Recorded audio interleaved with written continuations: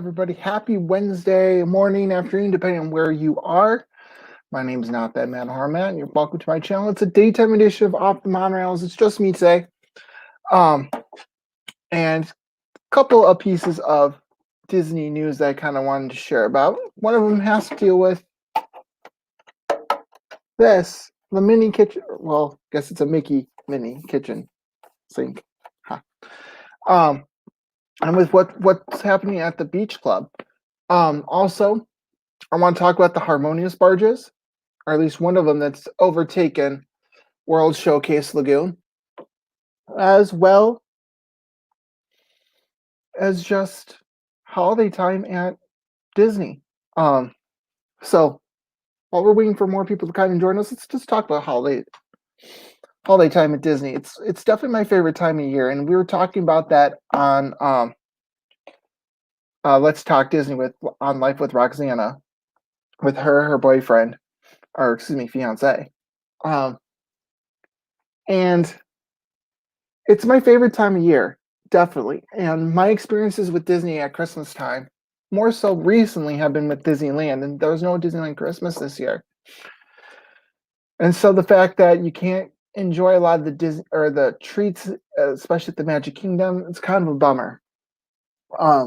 But I can't wait until things return back to normal, and you can sample some like the treats, like the macaroons.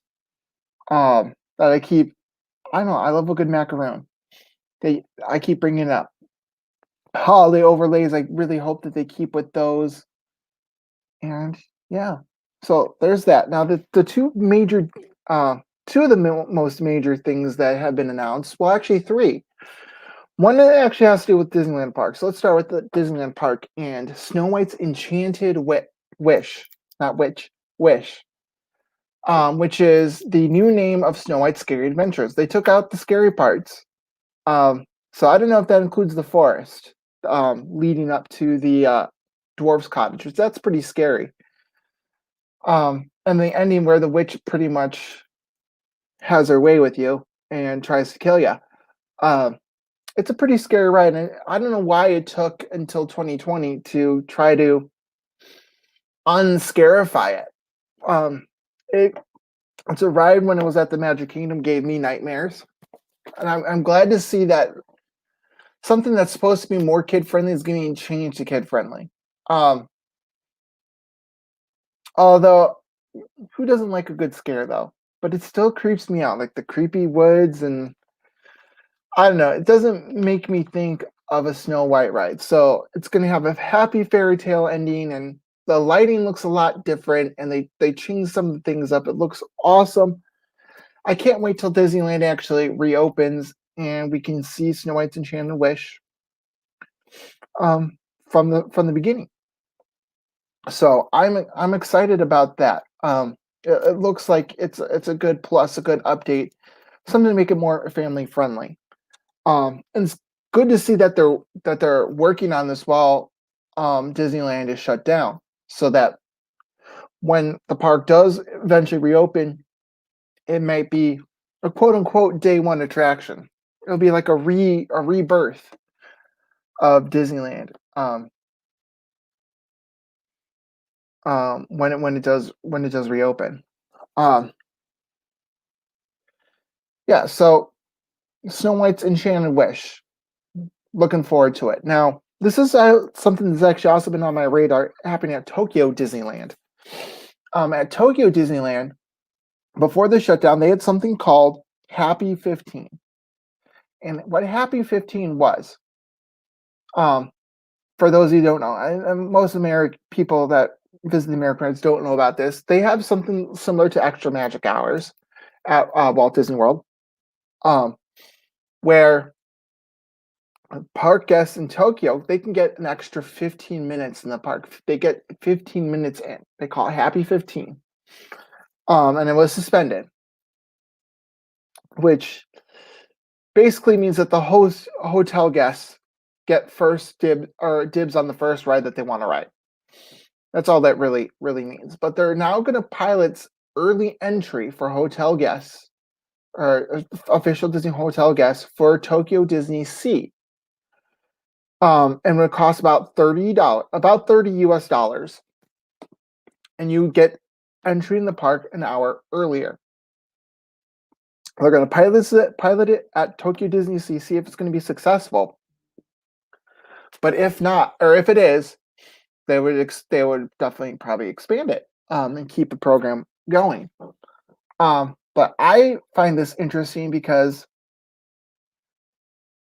even though yes, Tokyo Disneyland is owned and operated by the Oriental Land Company, it only has a licensing agreement with Disney. But Disney has no ownership stake in Tokyo Disneyland.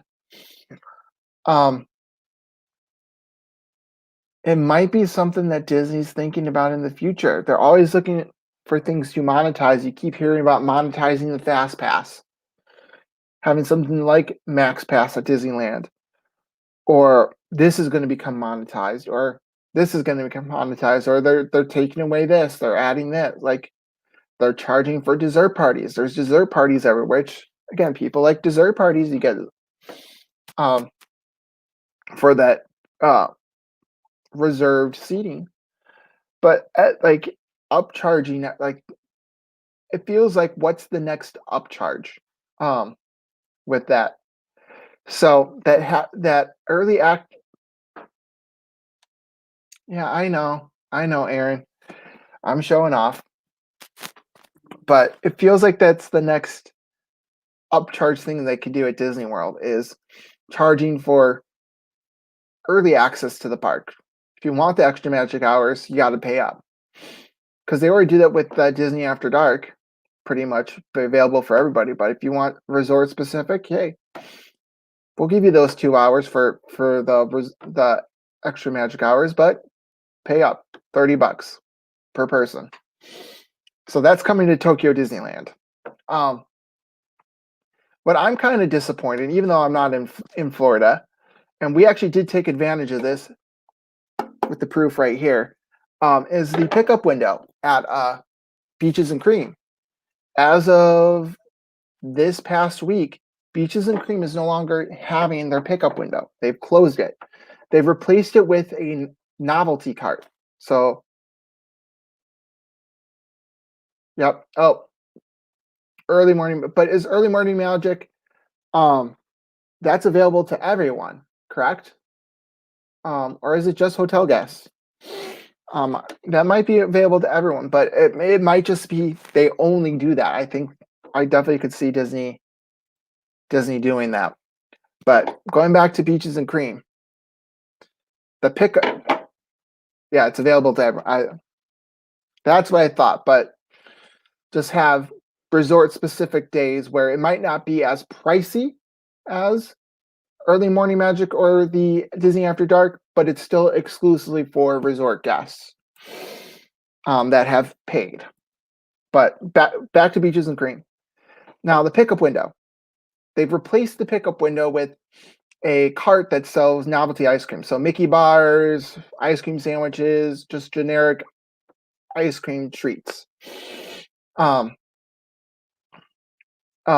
Pushed off to the side a little bit because that corner according to cast members, was getting too hard to social distance, and social distancing during busy times in the actual kitchen was getting too much during peak times as well. And so they decided no pickup window. So the mini kitchen sink, yep, squirrel. The Minnie and Mickey kitchen sinks that were available from that pickup window, can't get it anymore.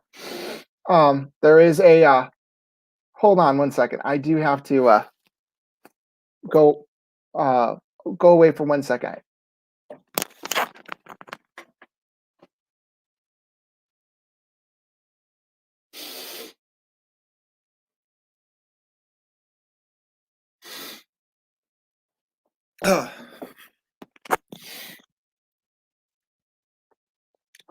Sorry, I had to sneeze, and I didn't want to do it on camera.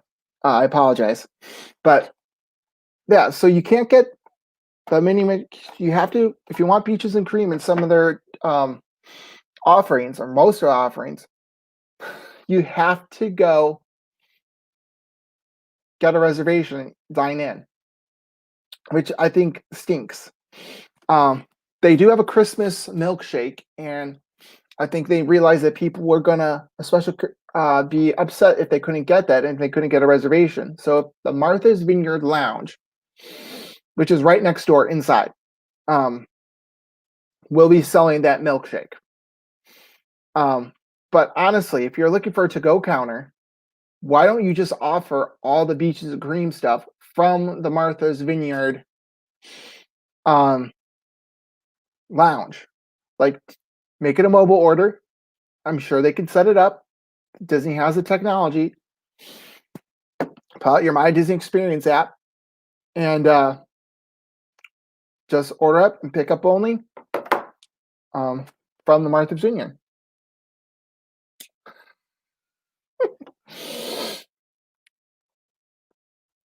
Okay. All right. You're still the honestly, the way it worked in my family was the younger brother annoyed the older brother. So, but Disney, if you're listening, which I don't know, they're probably not, but do a pickup with. Do use the Martha's Vineyard Lounge as the Beaches and Cream to go window. It can make it can definitely make that whole social distancing um problem solved. Either way, yep, you're right, Aaron. You're right. Either way, like you're still gonna annoy me. Although, notice how I haven't timed you out.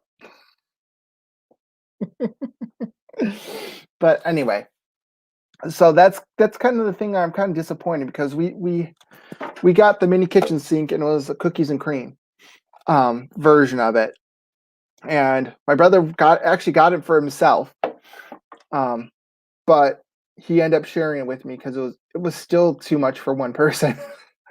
The real kitchen sink, it's like too much for two people. But the mini one, I think it's made perfect for two people. Like it doesn't look like much. Like it's like, oh, like one person could this. Maybe if your meal was like a dinner. Um,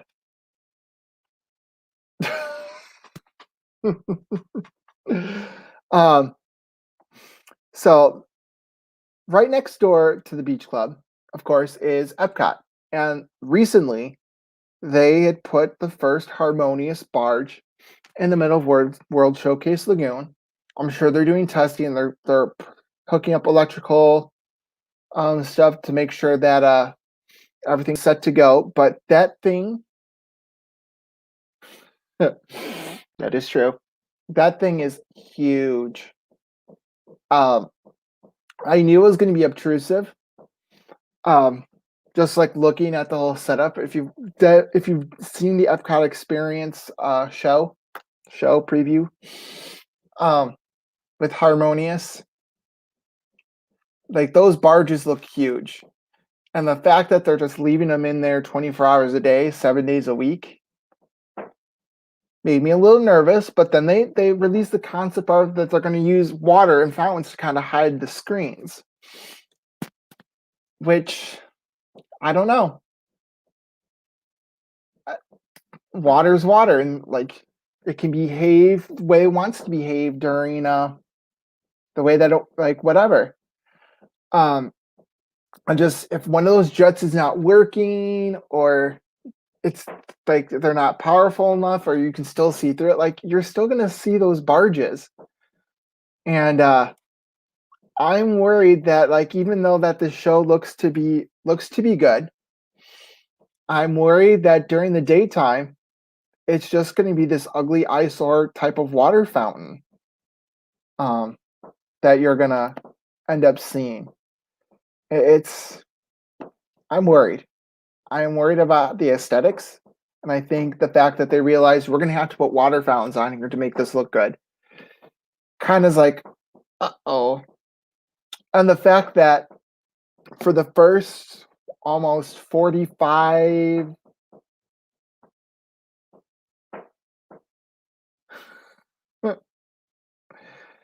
the 45 years, what Epcot was 1981, 1982, 1982.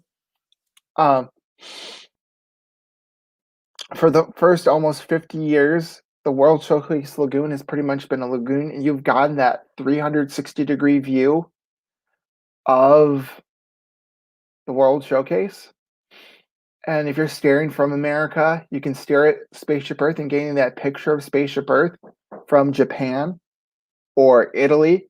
I've gotten photographs from like the PhotoPass photographer standing under October 1st, 1982. Thank you. So it's almost 48 years of unobstructed views. And now you're going to have this massive barge taking away a photo opportunity. And the whole thing with Budget Cop Bob and his everything has to be Instagrammable. 38 years, excuse me. 38 years? Oh yeah, you're right. It's still early, I guess. I'm on vacation. 38 years. Still. All right. I made a mistake. I goofed. 38 years. But still, that's a long time. That's my point. It's a long time of those unobstructed views, Instagrammable views, right? Because that's his big thing. We have the purple wall, the bubblegum wall. Where for the longest time, I know they have like they had the Lion King cardboard cutout box, and they have those photo pass stations inside the photo pass stations inside of the Epcot experience. Everything is for Instagram. That is their thing. Right? They want everything. They're looking for Instagrammable things, and I guess they're thinking, yes, people are going to want to take a picture in front of the Harmonious barge water fountain. But I don't know. It's not good when Universal takes the photo of the barge being like installed and makes fun of it.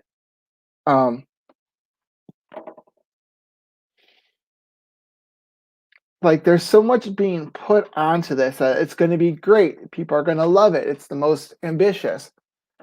But part of me thinks like, what if it fails? What if it's not what it's cracked up to be? I don't know. They're going big with this, and if it doesn't work the way that they should, kind of like Rivers of Light. Well, that is true. Universal does they do have that younger sibling complex. That we're number 2, we're always going to be number 2. But actually, I have something coming up after this that I think might put Disney on notice. But like with the Rivers of Light, it was definitely very fitting with the theme of Animal Kingdom, with the water pageants and the screens. But it was very, I think the pace of it, when people think nighttime is spectacular in Disney, I don't think it meshed with that. The music was very calm. It just didn't seem exciting. They try to add Disney characters to it, and it's just like, excuse me, come see our show. I don't know. It didn't really. In 2019, I had opportunity to see it. I'm like, eh. I've seen it with like that crazy Disney lady streamed it like once, and I'm like, all right, it looks beautiful, but it's not something I would definitely like. Okay, I have a reservation for dinner here, or let's see this. I would rather choose dinner, for instance. Or can we go to like Magic Kingdom's open for 2 or 3 more hours? Let's go to the Magic Kingdom. Like that's how I felt. So I don't know. Harmonious could either be something where it's going to be packed that first night it opened. Like everybody who has a park pass, because if it opens with when there's still park passes, Like all the park passes are going to be gone. Everyone's going to be staying until late. Um, it's definitely going to be the most max capacity there is. And every streamer who can be there is going to be there. Disney might even um, live stream that on their YouTube channel as well. So just to get that hype up. Um, I don't know. There is part of me right now that's thinking this is gonna flop. I don't know why I haven't heard or seen anything except for the finale concept art and that part of the Epcot experience, but I don't know. Like something tells me that they're putting all this money into it, and the payoff's not going to be what we expected. Um, yeah. So the last thing I kind of want to talk about is not Disney related at all. I'm actually going to talk about Universal because they're putting the finishing touches, at least in Japan, on Super Mario, Super Nintendo World's the official name of it. And just kind of looking and having the creator of Mario kind of show you through some of the rides. There's going to be a Mario Kart ride, which is an augmented reality ride, which, again, they didn't show much about it, which it looks to be cool. I would have to see a ride through first to see, okay, is this just a universal ride with screens? Or is this going to be something else? They showed some of the going back to the for 1 second to Harmonious, if it flops because no one actually gave it a chance.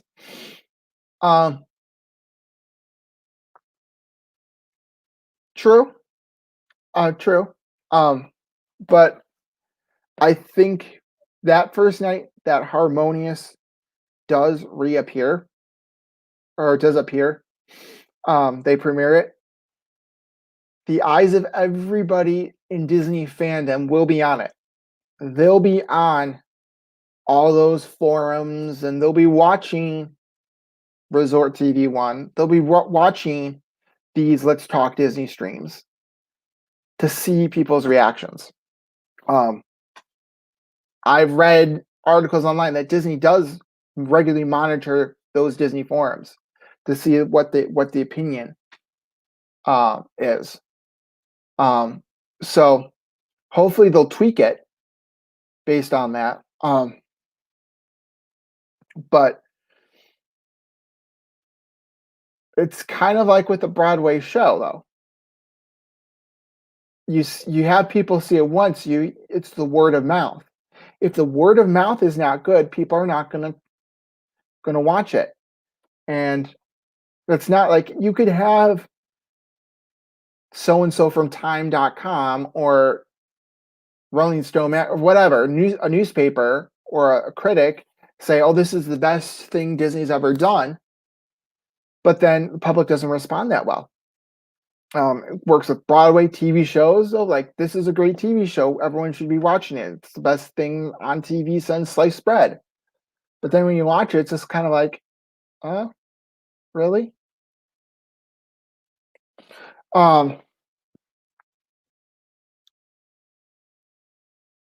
Yes, there is hardcore fans in the fandom that, as much as are hung up on Illuminations, this will be the same sect sect that are still hung on wishes. Well,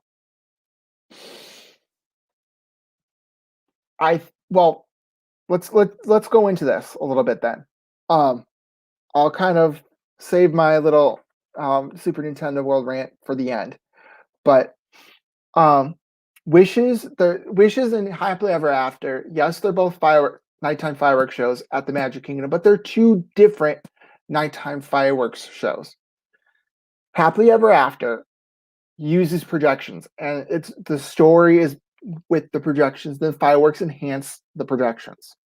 That is how, at least how I see Happily Ever After. And I know that Happily Ever After was supposed to be like an interlude, like a placeholder between Wishes and whatever was coming up next. And people loved it so much that they just kept it as a nighttime spectacular.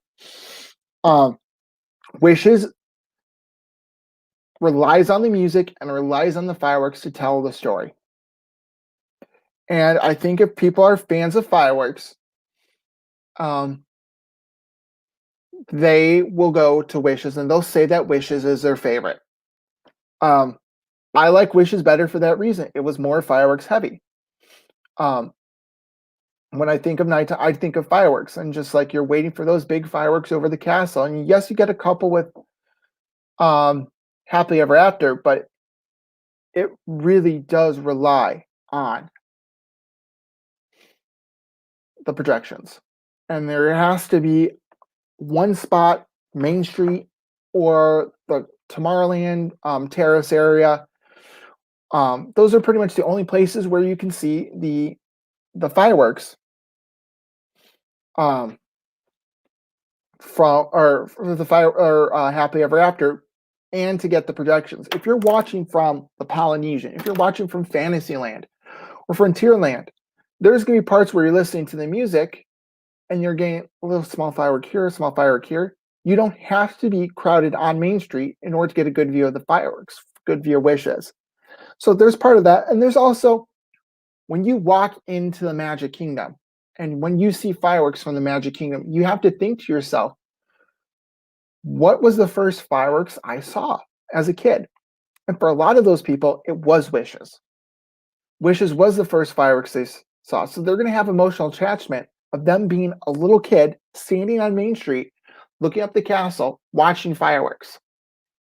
Um, and so whatever, it's one of those things, whatever that was your first experience for fireworks, you're probably going to have an attachment to that more so than others, more so because of the nostalgia factor than the quality. I agree that the projections are awesome for Happily Ever After. The music is awesome. The Happily Ever After theme song, I think, is the best theme song. I like it better than the Wishes theme song. I just wish the fireworks were bigger quality. And it's something I definitely notice is that the fireworks weren't as grand uh, as they were for Fantasy in the Sky, which actually I like Fantasy in the Sky too. There's really not a story with that. It's just you put music together and you're just shooting fireworks at the end of the day. Which honestly, for me, at the end of the day, I just want to see the fireworks. That's that's what I'm looking for. I want to see the fireworks. So it doesn't matter if there's a story or not. Just shoot them off. So that's my opinion on that. Um, so you're going to get the people. You're going to get people that are Illumination. Illumination's 20 years running, right? Almost 20 years, 19 years. For no 20 years for Illumination's Reflections of Earth. The Illumination's name has pretty much stuck around for even longer than that, 30 years, I believe. Because you had Illuminations 25 for the 25th anniversary, and then Illuminations 2000, which is the first name of Illuminations. It was Illuminations 2000 Reflections of Earth. And then after the Millennium Celebration was done, they just dropped the 2000 part, and it was just Illuminations Reflections of Earth. But so that name, for them to just ditch that name for the fireworks, says that they're really going in a different direction. And it wasn't Illuminations Harmonious; it was just Harmonious. For them to use giant LED screens, again, shows that they're moving away from the fireworks. They want to showcase an LED aspect of it. Again, it makes me nervous that what we think of a nighttime spectacular at Epcot, they're going away from fireworks, and I get that because fireworks every night are expensive. $25,000 a night for fireworks. Ka-ching, right in their pocket. Probably one of the reasons why Disneyland doesn't do it every night. It being a locals park, they just do the fireworks on the weekends during the winter time. Um, I get it, and I get it. I really do. Um, but they're keeping this close to best. They want everything to be a surprise with Harmonious.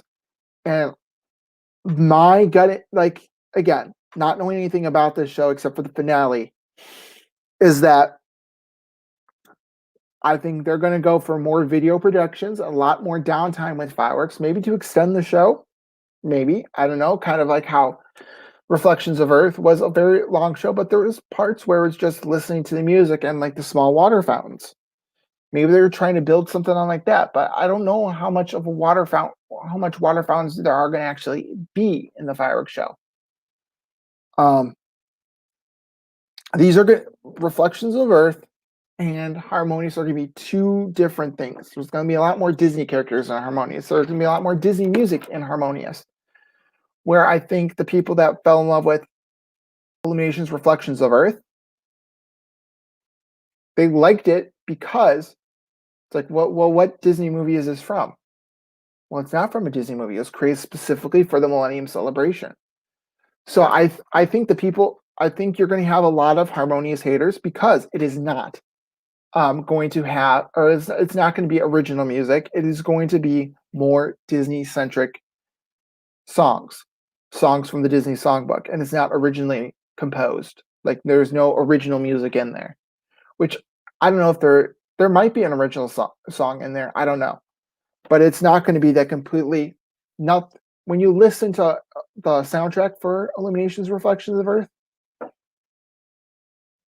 there is nothing that I hear in it that's from a Disney movie, but I still associate with Disney. Um, but it's a nice. Epcot was the one park where you really didn't have all those Disney characters. And I think people that fell in love with Epcot for that reason are like the older fans of Epcot. They're not going to be happy. They're trying to build a brand with all four theme parks. That it's Mickey Mouse, all their IP, and try to instill life into the parks and try to make every park fit that whole IP thing. And so I think there's going to be a group of people that are going to love it.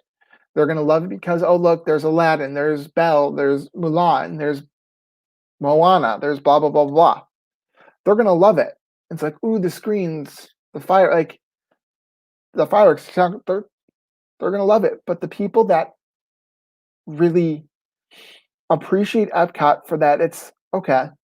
We've done the Magic Kingdom. We've done Hollywood Studio. Like that studios, it's a break from not having to see a boatload of Disney characters, and the rides even were unique. You had the El Rio de Tiempo, or Del Tiempo, excuse me, which was the precursor to Grand Fiesta Tour, starring the Three Caballeros.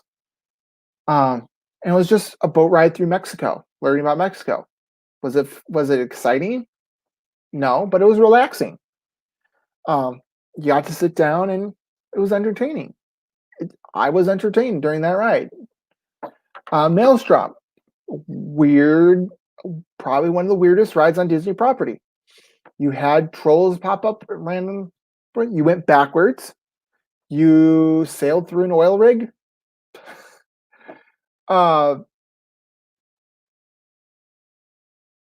It was weird, and you had Vikings, of course, in there. But it was just what Norwegians thought you should know about their country. It was still a fun ride. Of course, you have some of the Circle Vision theaters, and they had Impressions de France, which now is Impressions de France / Beauty and the Beast sing along. You got Ratatouille behind that. They're adding the IP everywhere. I mean, the land. Look at the land. The land is the only pavilion right now that doesn't, or excuse me, one of only 3 pavilions. Because Mission Space doesn't really have a Disney IP character. Test Track doesn't either. And then Living with the Land, you got Soarin', which at the end of Soarin' you have Tinkerbell. But you got Soarin', you got Living with the Land, you in the Awesome Planet video. Used to be the Circle of Life with the Lion King people or Timon and Pumbaa. But that one, there's no IP in there. Again, save for Tinkerbell at the end of Soarin'. But it's again, they're trying to make each park just different versions of the Magic Kingdom. And growing up, it's like, oh, you have the Magic Kingdom, but Epcot's different. My mom called it the education park. I'm like, hello, I would love that. And I know I've gone off on a rant here. This is just supposed to be me talking about just random stuff. I guess this is random stuff, but you definitely had, or you definitely had clear cut visions. You had the Studios Park, Disney MGM Studios, which was its premise was that when it opened was actually a working studio. You had the studio tour in Florida, and there was a couple other different rides, but then it turned into you're riding the movies. Okay. And it was more of a hodgepodge. Like none of these rides really fit together. Well, it makes sense if it's supposed to be you're riding the movies. You can have a bunch of different intellectual property mixed in together, and it still fit. It's some people might say it had an identity crisis and still have an identity crisis. But I think it still fits. If you had the Star Wars ride, Indiana Jones, Twilight Zone, Tower of Terror, Rock and Roller Coaster, you have all this mix of different stuff. But I think Hollywood Studios, A, it's the smallest park, but B, it would be a good catch-all. And then Animal Kingdom, you have all this animal theme rides. But now that Joe Rohde, kind of the protector of Animal Kingdom, like I guarantee within the next 5 years, you're going to see Zootopia, you're going to see Indiana Jones come to Animal Kingdom, and it's just going to be, you're going to have the animals there, you're going to have the safari, you're going to have all that stuff. But I don't know, in the middle of safari, there's some downtime. You're going to see Timon and Pumbaa going, more animals this way, or I know it's going to be the Zootopia people going, want to see bunny and rabbits this way. Like it's the habitats and just the whole atmosphere. It's gonna change, and I think people top again. Disney is definitely very data driven. I mean, every theme park likes to conduct surveys, but I think they interpret the surveys in a way. Sometimes it's not good, where people want more Disney. Well, how do you define Disney? Does it mean more Disney characters? Does it mean more character dining? Does it mean that every ride has to have an intellectual property? And if you think of Disneyland on opening day or Disney World's Magic Kingdom on opening day, no. Like even the Magic Kingdom, Thunder Mountain. Does Thunder Mountain have a single is it based on a single Disney movie? No. Haunted Mansion, yes, they turned it into movies. A movie, and they're thinking, or there was talk of turning into another movie. Jungle Cruise is getting its own movie, but that's original. That is an original ride. Not really based on a Disney movie. The Tiki Room, Country Bear Jamboree, those are original ideas that weren't based on movies. A lot of Splash Mountain was based on a movie. We'll not talk about that. We won't get into that. Thunder Mountain. I mentioned Thunder Mountain. I'm just trying to think. Space Mountain. Like most of the roller coasters. But you did have the mix of intellectual property. Opening day at Magic Kingdom, you had the submarines, 20,000 Leagues Under the Sea. Snow White's Scary Adventure, Mr. Toad's Wild Ride, Peter Pan's Flight, It's a Small World was an original idea. I'm just trying to think of the Autopia slash Raceway, original ideas, not really based on IP. Journey into Your Imagination with Figment is original. Adventures Through Inner Space was a really old Disneyland ride. No longer exists, but that was an original idea. Flight to the Moon, Mission to Mars, Mission Space, Test Track. Like those are all original ideas. But every single new ride right now is based on intellectual property. And I think if they rely solely on that, it's just like, okay, those IP comes and goes, it fades. And sometimes more things or IP is more popular, and sometimes it fades away. There's gonna be a time when Mickey and Minnie, they're not gonna be the stars they once were. As much as I hate to say that. Toy Story, Buzz Lightyear, Woody, like it's popular right now, but will be popular in 10 years. Indiana Jones, Star Wars. Well, Star Wars, there's always going to be a niche for that. Um, um, but it's really popular right now. The Marvel characters right now are really popular. Could you say that in the 90s? Can't remember Marvel characters being maybe the X-Men movies. Maybe not. I don't know. I can't think of one, but popularity fluctuates. And so by pinning your hopes on the current trends, the current fads, eventually you're going to have to rework it, either replace it with new intellectual property or replace it with something original. If you think of all the great Disney World and Disneyland rides from the start, from the early years of Disneyland and the Magic Kingdom, and other parks as well, a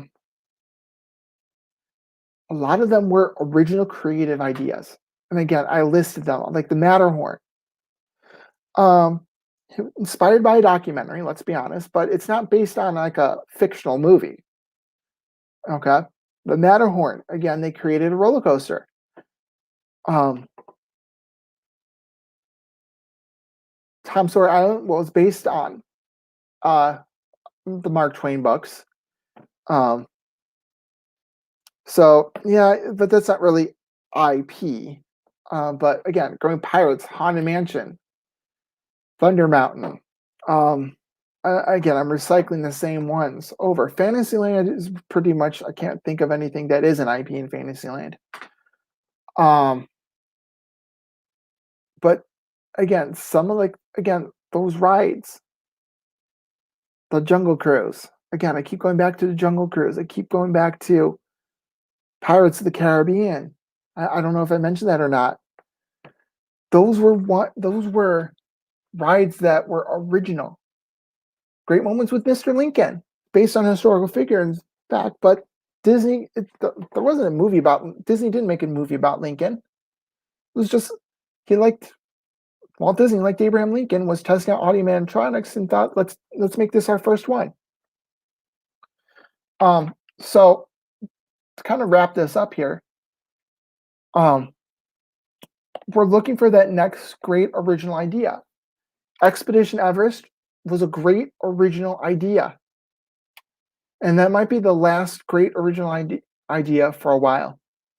Because at least with Bob Chapek, as long as he's CEO, he's not going to let an original idea through. They're all going to be based on movies and TV shows and other intellectual property that Disney has. He's going to look at a ride idea because he's going to come across all this stuff. He's going to look at a ride idea and like, where are the characters? Where's the movie? We need to tie this into a movie so we can sell this movie a little bit more on Disney Plus, or we need to sell this TV show a little bit more. Where can we put this character in there?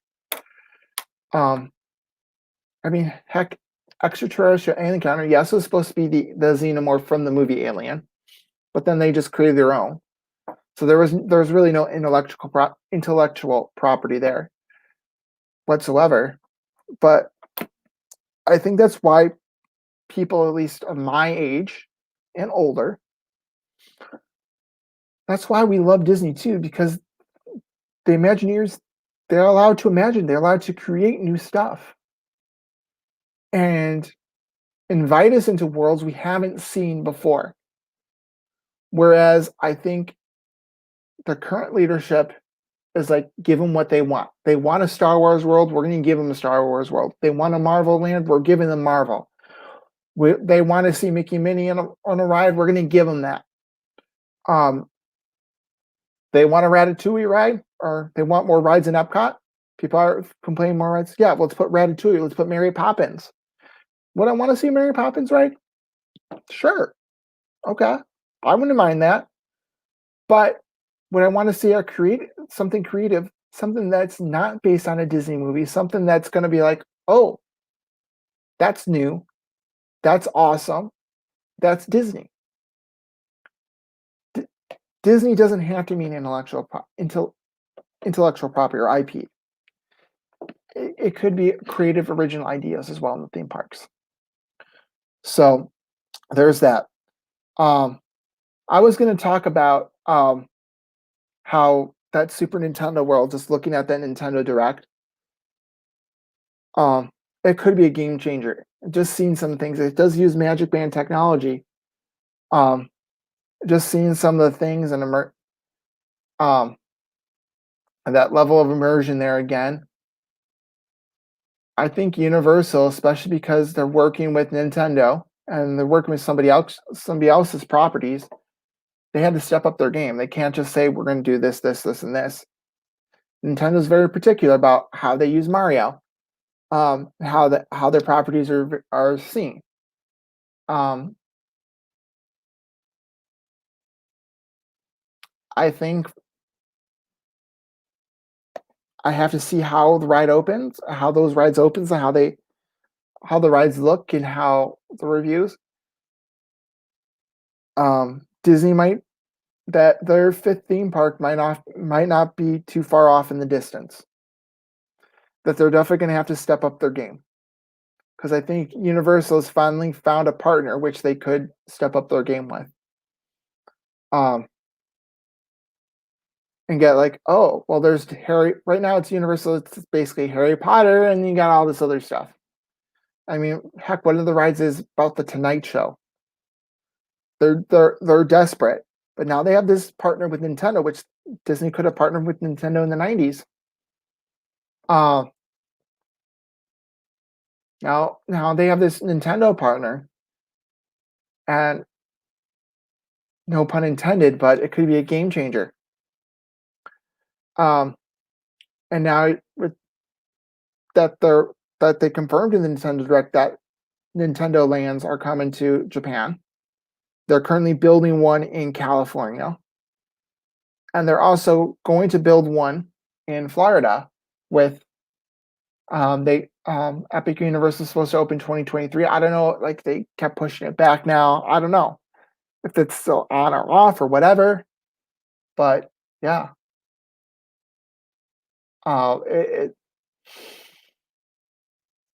I think Universal, again, it's been for so long since Harry Potter World Open, it's been Harry Potter and something else and just other stuff. But now you got Harry Potter and Super Nintendo World. And then the other stuff. So it'll be interesting to see how people react and if people react more favorably to it. Right now, Universal doesn't even do park passes, and they've regularly had to shut their gates because of especially this week because of capacity issues. So, um, I think right now, I know that Disney's not in a position to spend money because their resorts, their parks keep opening and closing down. That revenue stream is not coming in like it normally does, and they're just saving, saving, saving, saving, saving. But at some point, just meeting guest expectations is not gonna be enough. They're being like, "Where's the next Thunder Mountain? Where's the next Haunted Mansion or Pirates of the Caribbean?" And I don't see that on the horizon. I do not see that on the horizon. I just see more Disney characters, and if you don't like a movie, it's like you're automatically thinking, "Yeah, I'm not gonna ride this ride." Splash Mountain with uh, uh the the Princess and the Frog. I'm gonna ride Splash Mountain because of the drops. Would Princess and the Frog draw me in? Personally, me, no.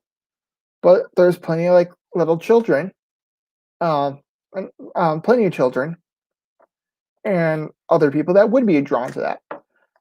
Um, for me, would I ride Peter Pan's Flight? Is Peter Pan's Flight something where like I have to ride every time? No. Um, or for instance, Winnie the Pooh. I'm not really a big Winnie the Pooh fan. Do we, if the I did ride it the last time we were there. Um, the line was it's like okay, if the line's short here, let's ride it. It was fun. It was interesting, but it's not something to just be like, oh, it's Winnie the Pooh. Yeah, I don't really like it. I'll pass that up. Or it's Alice in Wonderland. I don't really like it. I'll pass it up. When you focus your rides on IP, people get that bias. I do not like the Cars movies whatsoever. Hands down. Like if you're like, oh, I'm watching Cars 2. I'm watching Cars 3. Well, Cars 2, I think it's universally hated. Or I'm watching Cars. It's like, okay, click, I'll pass. Seen it once. Don't need to see it again. It's not really my favorite thing. So if you're hearing, oh, there's a Cars Land, it's like, oh, Cars Land? We really need to in California? Do I really need to see that?